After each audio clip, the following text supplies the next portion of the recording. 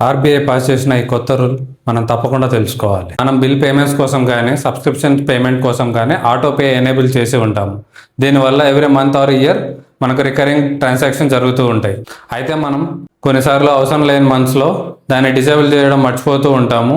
అది పేమెంట్ అయిన తర్వాత అరే ఈ మంత్ డిజేబుల్ చేయడం మర్చిపోయామే అని ఫీల్ అవుతూ ఉంటాం. సో ఆర్బీఐ కొత్త రూల్ ప్రకారం మనకు 24 అవర్స్ ముందు నోటిఫికేషన్ రావాలి. ఆ నోటిఫికేషన్లో merchant name, A date and టైంకి అమౌంట్ డెబిట్ అవ్వబోతుంది, ఎంత అమౌంట్ డెబిట్ అవ్వబోతుంది, డెబిట్ అవ్వడానికి రీజన్ ఏంటి అండ్ ఈ మ్యాండేట్ నెంబర్ కూడా మనకు వస్తుంది. దీనివల్ల ఏమవుతుందంటే మనకు 24 అవర్స్ టైం దొరుకుతుంది.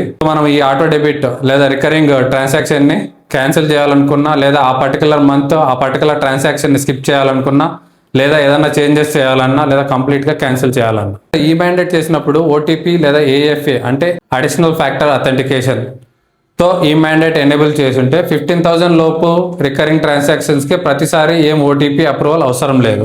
అదే 15,000 పైన ట్రాన్సాక్షన్ అయితే ఖచ్చితంగా ప్రతి ట్రాన్సాక్షన్కి, ప్రతి రికరింగ్ ట్రాన్సాక్షన్ ఓటీపీ అప్రూవల్ లేదా 2 ఫ్యాక్టర్ అప్రూవల్ ఇస్తేనే అమౌంట్ డెబిట్ అవుతుంది.